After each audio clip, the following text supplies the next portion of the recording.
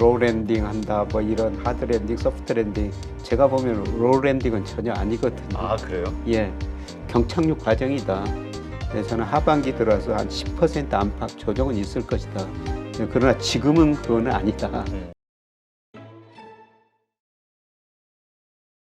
오늘 모신 분은 서강대 경제대학원 김영희 교수님입니다. 안녕하세요. 네, 안녕하십니까. 네, 교수님 오랜만에 뵙는데요. 아, 요즘 증시 보면은 그 사이에 정말 많은 일들이 있었거든요. 지난 2달 사이에. 예, 지표는 안 좋았지만 어쨌건 계속해서 증시는 좋았단 말이죠. 예, 예. 연준의 매파 발언이 나왔고요. 예, 예. 어떻게 현재 현상을 보시나요?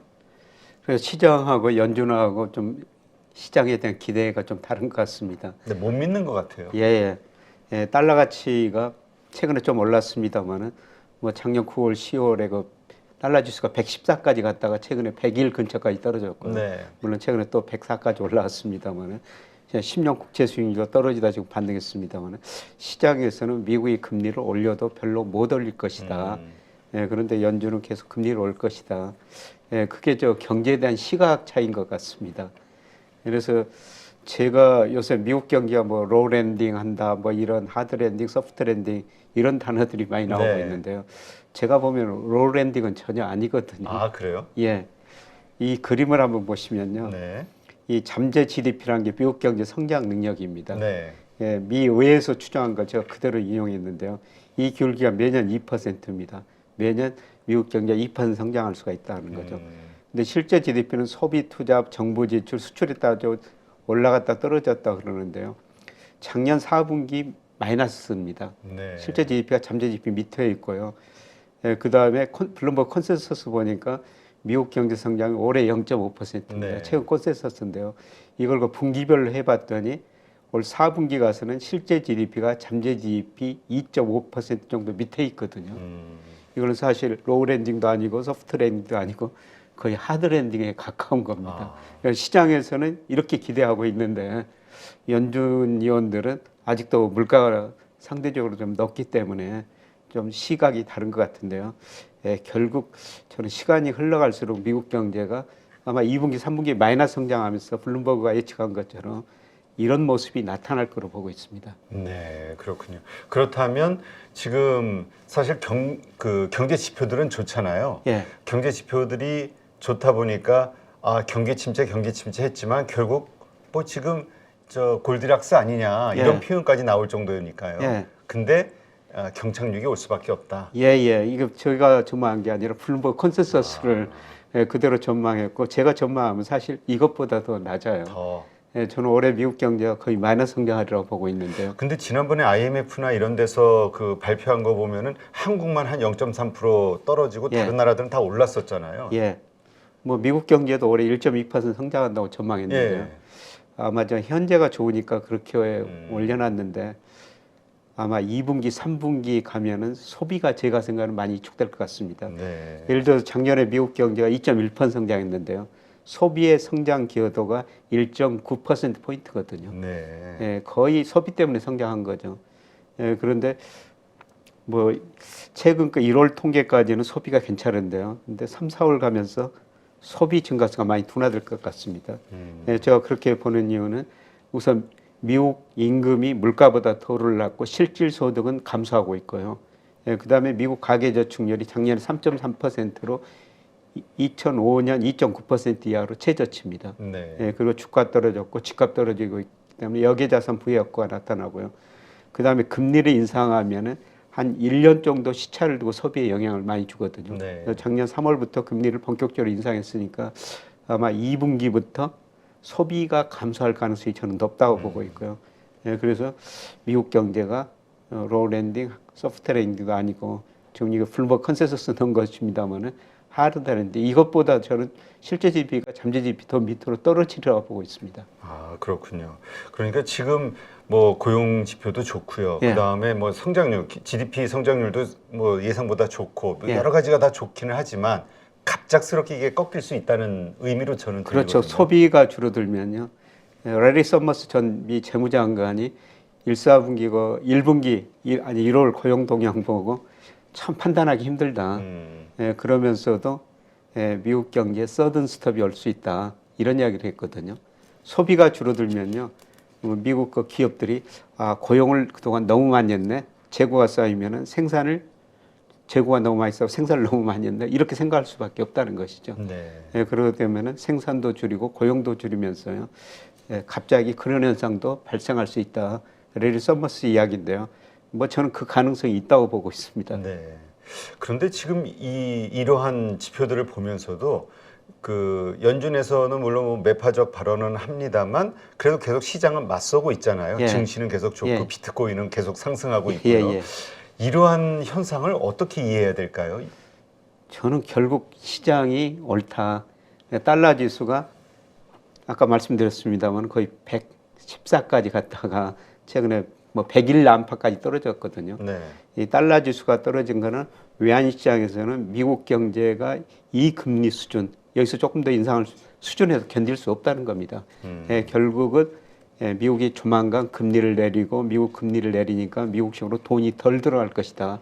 이런 기대를 가지고 외환 시장에서 달러 가치가 떨어지고 있는 거거든요. 네. 그런데 뭐 우리가 시장이 외환 시장이 있고 채권 시장이 있고 주식 시장 이거 있는데요. 제가 그동안 시장을 분석하면은 외환 시장이 가장 똑똑한 것 같습니다. 그래요? 결국 2분기, 3분기 가면서 과연 미국 소비 지표를 보면은 외환 시장이 맞았느냐, 지금 연준 위원들 생각이 옳았는가, 그거를 판단해 줄 수 있을 거라고 보고 있습니다. 네, 그렇군요. 지금 CPI하고 PPI 지표가 얼마 전에 예. 며칠 전에 이제 발표가 됐는데 생각보다 다 높다. 예. 그래서 이거 인플레이션이 과연 제대로 좀 잡히겠느냐에 대한 걱정을 예. 하시는 분들도 있거든요. 그래서 1월 소비자 물가가 시장 컨센서스가 6.2%였는데 소비자 물가요. 네. 뭐 전년 동월 대비 6.4% 예상보다 좀 넓게 나왔죠. 그런 물가도 0.5%로 넓게 나왔는데요. 그런데 이미 저는 상승률 하락 추세는 시작됐다. 작년 6월이 9.1%였거든요. 네. 이제 정도의 문제죠.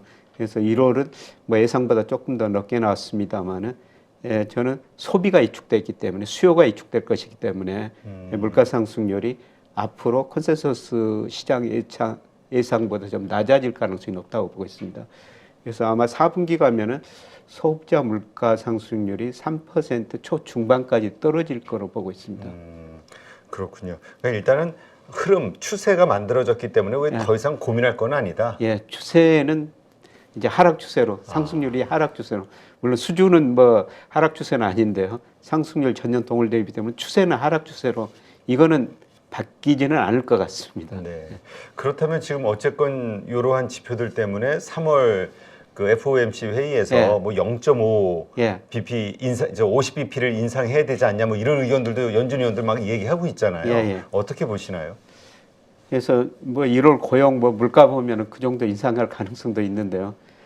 그런데 시차 효과가 있다는 겁니다. FOMC 발표문 보면은 작년 3월부터 금리를 인상했기 때문에 시차를 두고 소비나 투자에 영향을 미치거든요. 이 시차 효과를 봐야 된다. 이런 시차 효과를 고려하면요. 아까 말씀드린 대로 2분기, 3분기 가면서 소비가 줄어들면서 미국 경제 성장이 저는 마이너스 성장할 수 있다. 이렇게 보기 때문에 아마 0.25% 올리는데 저는 그칠 거로 그렇게 보고 있습니다만은 뭐 한번 지켜봐야 될 것 같습니다. 네. 근데 지금 일각에서는 지금 우리 5%대 5.45 뭐 이런 정도 얘기 나오다가 지금 6%대 얘기도 나오고 있던데요. 3월로 그러니까 그 한 두 번 정도 인상하는 걸로 끝나지 않고 계속 이어질 수도 있다. 이런 의견들도 있던데요. 어떻게 그거는 보세요? 뭐 데이터 의존적이라고 해가지고요. 네. 앞으로 물가 데이터, 그 다음에 소비 데이터 이런 것들이 어떻게 나오느냐 거기에 따라 달라질 것 같습니다만은 뭐 제가 예상하기로는 물가 상승이 낮아지고 소비 둔화되고 당장 이번 주에도 또 개인 소비자 물가 지수 이게 좀 발표되는데요.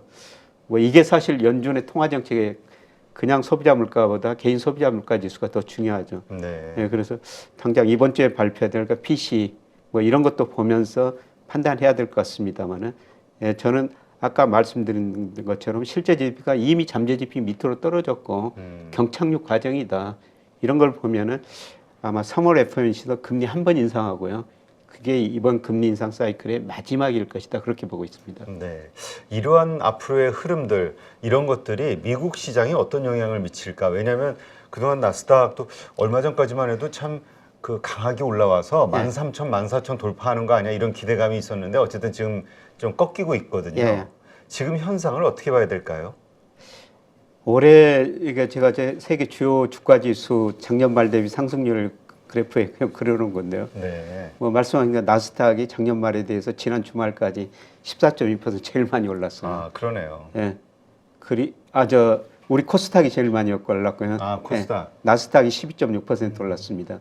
그런데 나스닥, 코스닥 이게 작년에 세계에서 제일 많이 떨어진 주가 지수예요. 예. 그래서 뭐 작년에 많이 떨어졌기 때문에 올해 상대적으로 좀 오르고 있다. 예. 그렇게 좀 볼 수는 있을 것 같은데요. 예. 그런데 뭐 여기서 좀 더 오르라고 보고 있습니다. 예. 그러나 저는 이제 하반기 들어서 2분기 경제 성장률이 마이너스 된다는 게 아마 3분기 뭐 여러 가지 경제 지표도 안 좋을 것 같거든요. 예, 그렇게 되면은 미국 주가 지수가 나스닥을 중심으로 금리는 이제 시장 금리는 낮아지만 기업 이익 증가율이 더 낮아지면서 하반기 들어서 약간의 그 조정을 거치리라 보고 있습니다. 뭐 그렇더라도 아주 큰 폭 조정은 아닐 것 같고요. 제가 그 S&P 500 적정 수준 추정해 보면은 한 3,600 정도 나오거든요. 명목 GDP, 산업 생산, 뭐 고용, 그 다음에 M2 이런 걸 고려하면요. 네. 지금 4,000이 좀 넘었으니까 저는 하반기 들어서 한 10% 안팎 조정은 있을 것이다.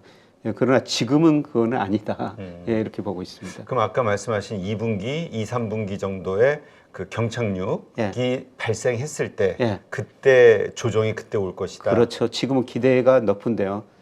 아마 2분기 중반, 3분기 데이터들이 뭐 올 데이터들부터 나쁘게 나오고요. GDP도 마이너스 성장했다. 이런 데이터가 나오면서 한번 그 실물 충격, 이런 충격이 한번 주시장에 있을 거로 보고 있습니다. 그게 아마 하반기 뭐 6월, 7월 가면서 나타날 현상이 아닌가 그렇게 보고 있습니다. 네.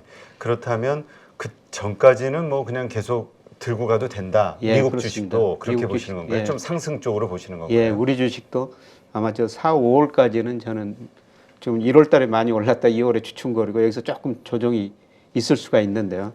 아직 뭐 하락으로 크게 돌아서는 것 같지는 않다.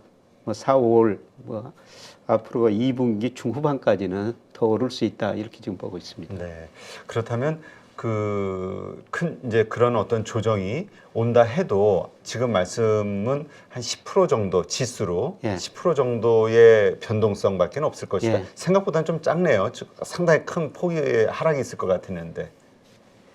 예, 뭐 일부에서는 뭐 그렇게 큰 조정도 예상하고 그러는데요. 네. 예, 제가 보기에는 한 나스닥 같은 경우는 S&P 500 기준으로 한 3,600 정도가 적정 수준이다. 물론 일시적으로 적정 수준 밑으로 떨어질 수는 있겠죠. 예, 그런데 뭐 우리 주가는 저는 미국 주가는 아직도 고평가 영역이 있고요. 우리 주가는 이미 제가 여러 번 말씀드렸지만 명목 GDP, 일평균 수출, 유동성에 비해서 저평가 영역에 들어섰거든요. 네. 뭐 우리 주가는 조정이 오더라도 뭐 10%까지는 안 갈 거라고 보고 있습니다. 아, 미국이 10% 정도고 한국이 더 많이 빠질 것 같은데 그거 아니고 그건 더 오히려 아닙니다. 더 적게. 적게 빠지고 올라갈 때는 더 많이 올라갈 것이다. 왜냐하면 미국 주가는 아직도 고평가 영역에 있고 우리 주가는 저평가 영역에 들어섰기 때문입니다. 네, 그렇군요. 그렇다면 어떻게 봐야 될까요? 지금 이제 우리도 한국 증시도 2,500을 돌파하기 위해서 이제 이번 세 번째 시도였는데 역시 또 지금 지지부진하고 있잖아요. 그래서 이게 또 밀리면은 또 전저점 테스트하는 거 아니야? 이런 걱정, 2,100선 또 테스트하는 거 아니야? 걱정하시는 분들도 있던데요. 예, 저는 뭐 그렇게는 안 가리라 보고 있고요.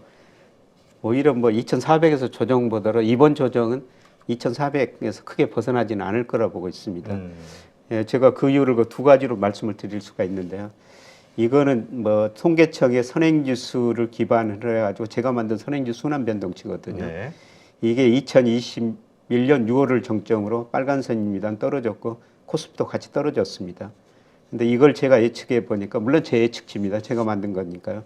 이게 6월 저점 아니 3월 저점이 나와요. 예. 그래서 선행지수가 그 저점이 나온다는 것은 현재 경기는 어렵지만은 내년 어느 시점부터 경기가 회복될 거라는 거죠. 이런 것들을 주시장이 먼저 반영하면서 이런 것들이 확인되면은 4, 5월 무렵에는 주가가 한번 큰 폭 저는 상승하리라고 보고 있고요. 예, 그 다음에 4, 5월에요? 그 다음에 작년에 그 특히 하반기에 은행 금리가 5%까지 가다 보니까 은행으로 돈이 많이 몰려버렸지 네, 않습니까? 그렇죠. 예, 그런데 은행 금리 5% 갔던 게 최근에 보니까 뭐 3.5% 안팎이거든요. 은행 예금 금리 네, 1년 네. 만기짜리가. 그러니까 은행 금리가 낮아지니까 돈이 은행으로만 가다가 최근에 보니까 은행으로는 덜 가고 있어요. 이런 돈이 주식시장 대기 자금으로 들어오고 있다는 겁니다. 예, 그래서 제가 주식시장 그 주변 자금이라고 고객예탁금 주식채권형 펀드 MMF인데요. 최근에 이렇게 급증해 버렸어요. 2월 들어서 자꾸 줄어들고 있습니다만은 이런 돈이 은행으로 계속 갔는데 은행 예금 금리가 떨어지다 보니까 이제 대기하고 있죠. 네. 이런 자금들이 저는 주식시장으로 일부는 올 수 있다. 그래서 선행지수가 오르고 그 다음에 자금도 이런 대기한 자금들이 주식시장으로 오면서 아마 4, 5월 무렵에는 저는 상당히 그 좋은 장이 한번 있을 거로 보고 있습니다. 아, 그렇군요.